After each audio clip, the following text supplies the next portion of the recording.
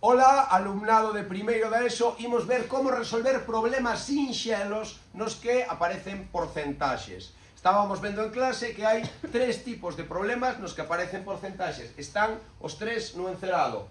Cálculo da porcentaxe, cálculo da parte e cálculo do total. Nestes problemas sempre nos dan tres datos e pregúntanos un cuarto dato e podemos sacalo mediante unha regla de tres directa, na que dun lado está os datos que me dan da parte e do outro lado están os datos que me dan do total. Poño os datos que teño e despexo os que me fan falta. Sempre teño tres datos e faltanme un. Sempre temos que ter en conta que cando me falan dunha porcentaxe podo facer unha regla de tres no que o total é 100 e a parte é a porcentaxe que se corresponde co 100. Con esa información imos ver estes tres problemas. Primeiro, cálculo da porcentaxe. Dinme dunha clase que é esta clase, primeiro ESO C, que hai 21 persoas e que destas 21 persoas 11 son mulleres. E pregunta cal é a porcentaxe de mulleres. Entón eu fago a miña regla de tres directa, parte, total. Vale. Dinme que hai 11 mulleres de un total de 21.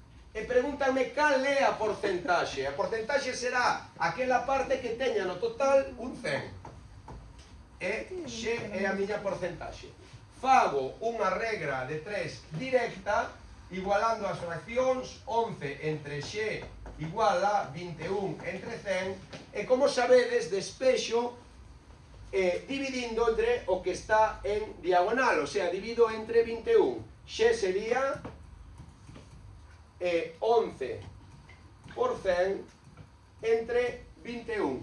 Collo a miña calculadora e tecleo 11,00 entre 21 e sáleme 52,38%. Xe sería entón 52,38%. Xe sería entón 52,38%. E esa sería o cálculo de porcentaxe. Ben, despois temos outra posibilidade, que me preguntan que calcule a parte. Danme o total e danme a porcentaxe. E pídeme que calcule a parte. Isto xa se pode facer directamente usando o que ben sabedes que é de por. Se é unha porcentaxe de un número, eu ese de sustituo por un por. E polo tanto, se me preguntan, dime, nunha clase as mulleres son o 40%, e na clase hai 35 persoas. Cantas mulleres hai? Pois o 40% de 25. 40%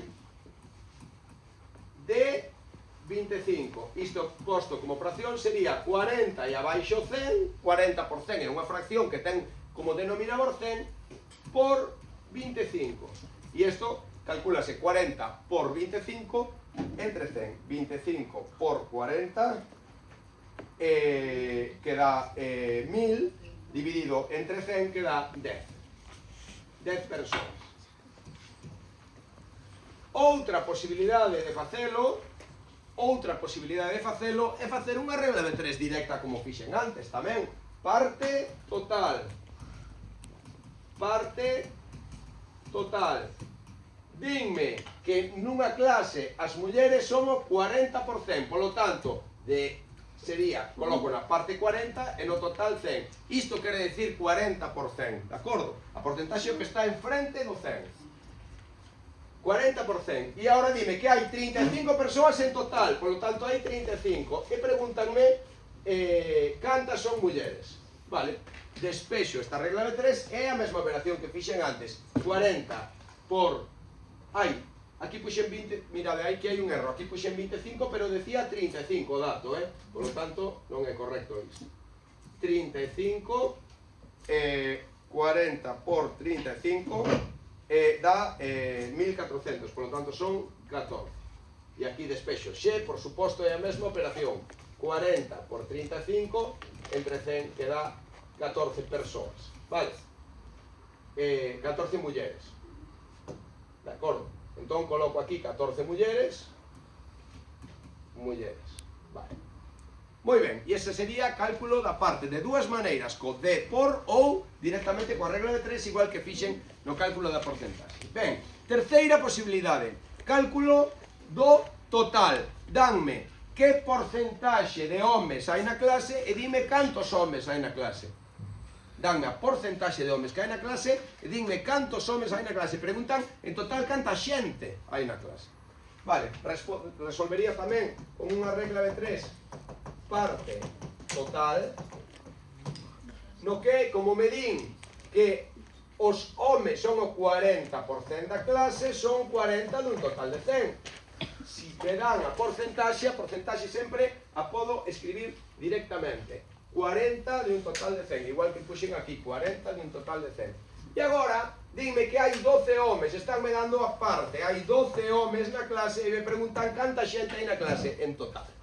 E entón, despexo directamente aquí, xa sabedes, igualo as fraccións, 40 partido por 12 igual a 100 partido por x, e esta igualdade de fraccións despéxase dividindo entre o que está en diagonal, divido entre 40.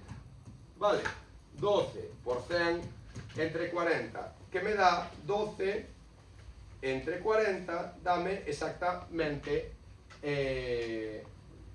12 por 100 entre 40, dame exactamente 30. Por lo tanto, hai 30 persoas na clase. 30 persoas.